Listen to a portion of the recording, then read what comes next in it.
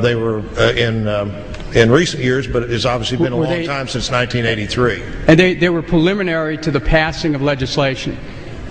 I don't know the answer to that. Well, I just want to point out something here as this House proceeds on this track. There are some of us here who feel that this country has drifted towards a version of a national security state. When the House begins to meet in secret on matters that relate to security prior to legislative acts, it raises questions about the Constitution of the United States. I know I'm familiar with my friend's awareness that the Constitution gives the Congress the ability to make its own rules. I also understand from the First Amendment that Congress wouldn't restrict any establishment of free speech. This is the citadel of free speech. This is the only place in America that someone can stand and say anything they want at any time and be free from any kind of illegal attack. Once we close that up, we're changing the nature of it at a time when this country's at war, when there's been questions raised about secret meetings and what was told with respect to torture, about secret meetings and what was told with respect to rendition, about secret meetings and what was told with respect to private corporations doing wiretapping. I just want the members of this House to incorporate that in their reflections when we proceed to approve an agreement for a secret meeting. I'd also like to state this, to just share my experience. And that is, without referring to any content of any secret meeting I've been in, and I've been in a few at the beginning of my term in the House, I have found from my own experience, that secret meetings end up being occasions for the communication of information of at best dubious value. Now, you know, and I could point to individuals, at least one individual who's sitting in this chamber right now, who, when we had a secret meeting right after 9/11, walked right down that aisle and, you know, uttered a famous barnyard expletive after we were being briefed in a secret meeting by a member of the administration. Some of you were there at the time to remember. So I'm just communicating a concern here about the path we're going down. And, you know, I can only do that. I am going to, I will not attend that meeting. I will withdraw my objections, but I want to have my friends here know that we ought to be proceeding with the utmost caution in going into this direction. Gentleman withdraws his objection. Is there objection? I am not going to be attending such a session. I believe that it violates the spirit of this House, but I will withdraw my objection since my good friend feels that this is the path that he has to go. Thank you. Madam. Is there further objection? Reserving the right to object. The gentleman from Arizona. Would the leader yield for 2 questions? Yes. As I understand the situation, we're going to secure the chambers.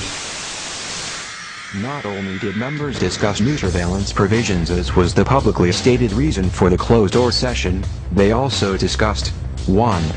The imminent collapse of the U.S. economy to occur by September 2008. 2. The imminent collapse of U.S. federal government finances by February 2009. 3. The possibility of civil war inside the USA as a result of the collapse. 4. Advance roundups of insurgent U.S. citizens likely to move against the government. 5. The detention of those rounded up at Rex 84 FEMA camps constructed throughout the USA. 6. The possibility of retaliation against members of Congress for the collapses. 7. The location of safe facilities for members of Congress and their families to reside during expected massive civil unrest. 8. The necessary and unavoidable merger of the United States with Canada for its natural resources and with Mexico for its cheap labor pool. 9. The issuance of a new currency, the Amero, for all 3 nations as the proposed solution to the coming economic crisis. In the span of less than 4 months, gasoline prices will rise 500%. This has already begun. The prices of both food and shelter rise over 300%. Unemployment levels will reach over 40%. the savings of millions will evaporate overnight due to currency devaluation and bank failures. Unrest will begin in the larger cities first, then spreading out into the countryside. Strong and repressive laws are newly enacted as police and military forces spread throughout the country to counter all signs of growing rebellion. If you are an American hearing these words, you must understand this is happening now. It's not conspiracy theory. It is fact. We are in the midst of these cataclysmic human events. Let me explain to you the red, blue and yellow list. Red list. These people are the enemies of the state.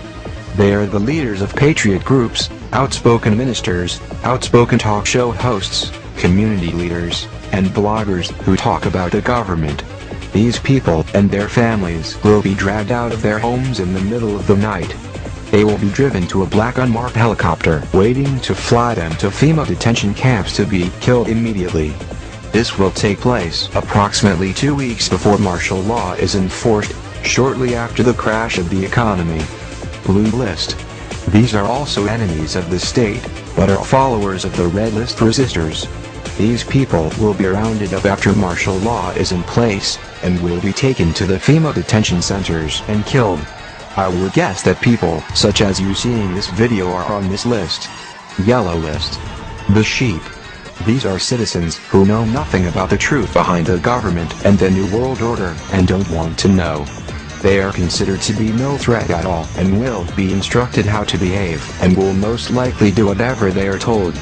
Unfortunately, there are too many of these to be effectively controlled, so many will be killed or starved.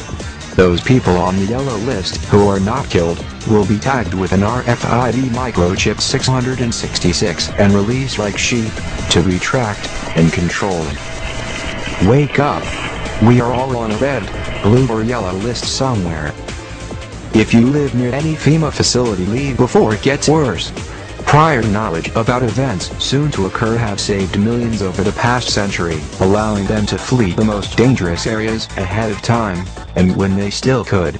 Not everyone that can leave will leave. History has taught this lesson well, especially to the almost complete annihilation of all the Jewish peoples in Europe during World War II and similar camps. We are now facing the imminent dangers of collapsing economies and currencies and the subsequent dictatorial regime that will inevitably follow. These are only the beginning of the hardest questions you will ever have to ask of yourself and your family.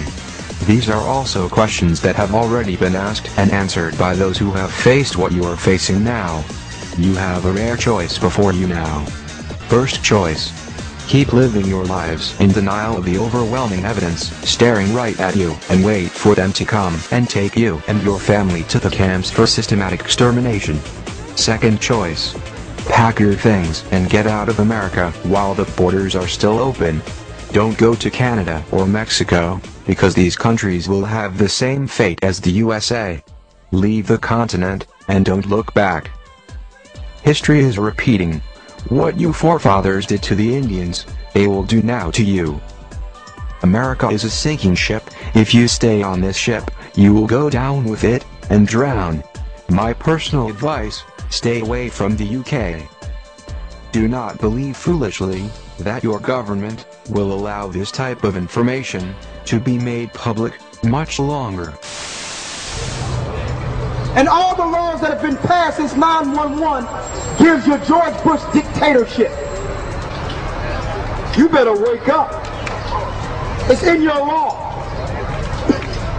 Let's see who's on the yellow list. It says, but are followers of the red list folks. These people will be rounded up after martial law. What will happen to them?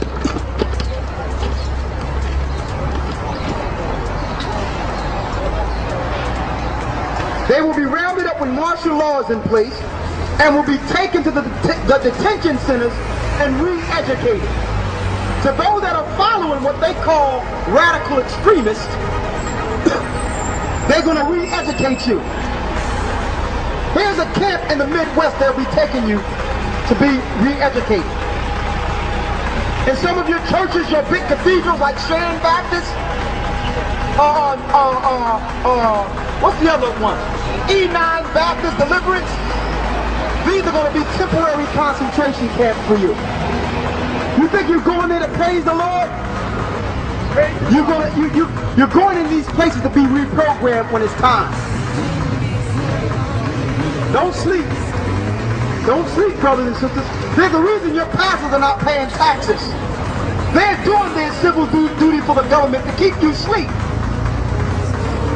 Let's see who's going to be on the yellow list. The yellow list, these are citizens who know nothing about the New World Order and don't want to know. That's the majority of the people. I don't want to hear about that stuff. It's scary. You people, they need you around. The people that don't care, that don't know any better, think everything's going to be all right, you're asleep. It says right here, these are the citizens who know nothing about the New World Order